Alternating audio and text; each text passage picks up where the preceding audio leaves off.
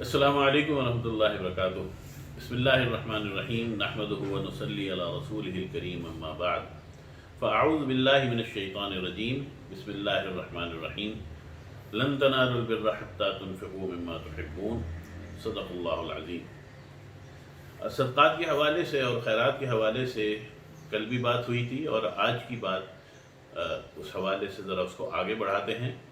کل کی گفتگو میں ہم نے بات کی تھی کہ صدقات کتنی قسم کے ہوتے ہیں اور اس کے حقدار کون لوگ ہوتے ہیں۔ آج کی گفتگو میں ہم رسول کریم صلی اللہ علیہ وسلم کی کچھ احادیث کی طرف آتے ہیں اور اس سے ہم کچھ ہدایت اور کچھ اس سے گائیڈنس لیتے ہیں۔ رسول کریم صلی اللہ علیہ وسلم نے فرمایا کہ حضرت ابو ہریرہ رضی اللہ تعالی عنہ روایت فرماتے ہیں کہ رسول کریم صلی اللہ علیہ وسلم نے فرمایا کہ کوئی شخص اگر ایک کھجور کے برابر اپنے حلال مال میں سے خیرات کرتا ہے تو اللہ تعالیٰ اس حلال مال کی خیرات کو قبول فرماتا ہے اور اس کو اپنے داہنے ہاتھ سے قبول فرماتا ہے، اور پھر اس کو اس طرح پالتا ہے کہ جس طرح تم میں سے کوئی اپنے جانور کو، بچھڑے کو یا بکری کو پالتا ہے، یہاں تک کہ وہ خیرات اس کا پہاڑ کی مانند ہو جاتا ہے۔ یعنی کہنے کا مطلب یہ ہے کہ جب ایک شخص نے کھجور کے برابر یعنی انتہائی معمولی خیرات کی، اور قیامت کے جب وہ اللہ تعالیٰ کے حضور پہنچا تو اللہ تعالیٰ نے اس کھجور کا اور اس معمولی خیرات کا جو ثواب دیا اس کو، وہ ایک پہاڑ کے برابر اس کا اجر ملتا ہے۔ اور کوئی شخص اگر پہاڑ کے برابر اس دنیا میں خیرات کرے تو پھر وہ اندازہ لگائے کہ اللہ تعالیٰ اس کا کتنا اجر دے گا۔ ایک اور روایت میں رسول کریم صلی اللہ علیہ وسلم کا فرمان ہے کہ انسان جو کچھ اس دنیا میں اللہ کی راہ میں خرچ کر دیتا ہے اور جو کچھ وہ اپنے ذات کے اوپر خرچ کر دیتا ہے، یہ مال تو اس کا ہے، باقی مال اس کا نہیں ہے، وہ اس کے پاس امانت ہے۔ امانت کس کی؟ امانت وارثوں کی، کہ انسان جیسے ہی مرتا ہے اس کے سارے کا سارا مال جو ہے اس کی ملک سے نکل کے وارثوں کی ملکیت میں چلا جاتا ہے۔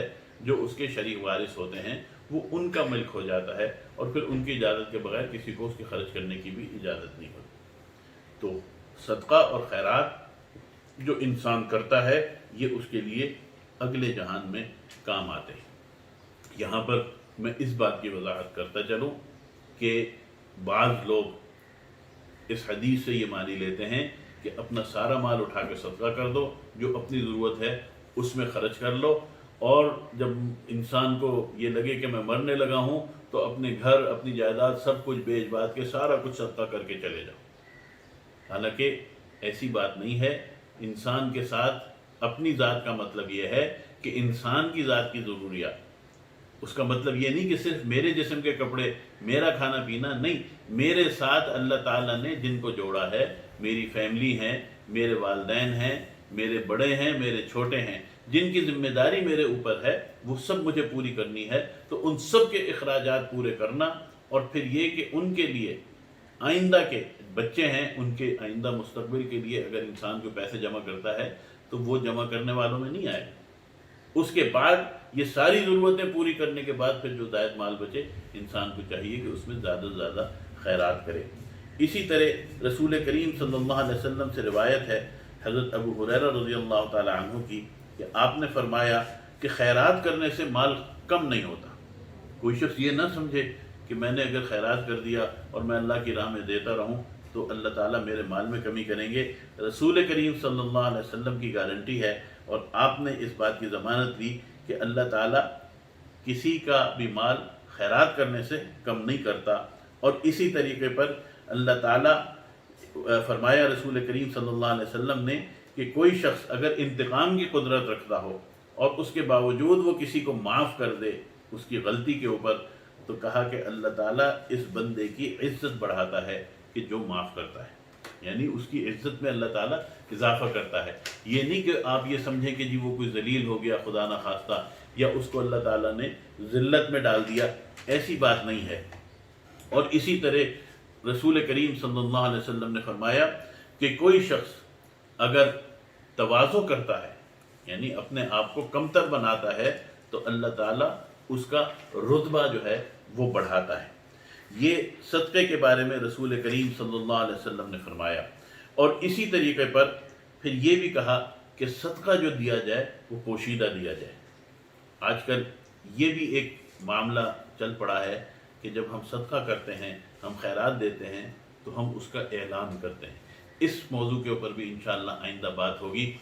رسول کریم صلی اللہ علیہ وسلم کی ایک اور حدیث جو میں آپ کے سامنے رکھنا چاہتا ہوں کہ آپ نے یہ فرمایا کہ صدقہ جو ہے وہ کیا ہے؟ کہا کہ کسی سے مسکرا کر بات کر لینا، یہ بھی صدقہ ہے۔ کسی کے برتن، اپنے برتن سے اس میں پانی ڈال دینا، پہلے لوگ کنویں میں پانی بھرا کرتے تھے، تو کہا کہ کسی کے برتن میں اپنے برتن سے پانی ڈال دینا، یہ بھی صدقہ ہے۔ اور فرمایا رسول کریم صلی اللہ علیہ وسلم نے کہ راستے سے کسی چیز کو ہٹا دینا بھی صدقہ ہے۔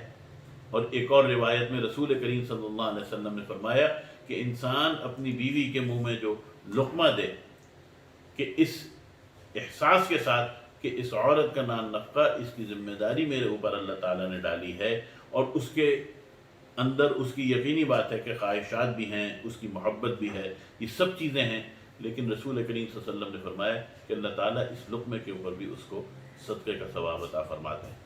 تو صدقہ دیجئے، اللہ تعالیٰ کی راہ میں خرچ کیجئے، دل کھول کے خرچ کیجئے، نہ اس سے آپ کا مال کم ہوگا، نہ اس سے آپ کو کوئی نقصان ہوگا، بلکہ یہ بہت سی آپ کی مشکلات اور پریشانیوں کے حل کا باعث ہوگا۔ اس دنیا میں بہت سی پریشانیاں اور مصائب انسان کے ان صدقات سے انسان کے اوپر سے ٹال دیے جاتے ہیں کہ انسان کو ان کا پتہ بھی نہیں ہوتا۔ تو لہٰذا اس چیز کا احساس کرتے ہوئے ہمیں اور آپ کو صدقہ اور خیرات کو بڑھانا چاہیے۔ اس سلسلے میں مزید انشاءاللہ گفتگو آئندہ نشست میں ہوگی۔ اللہ تعالیٰ مجھے اور آپ کو صحیح معنوں میں عمل کی توفیق عطا فرمائے۔ وآخر دعوانا ان الحمد للہ رب العالمین۔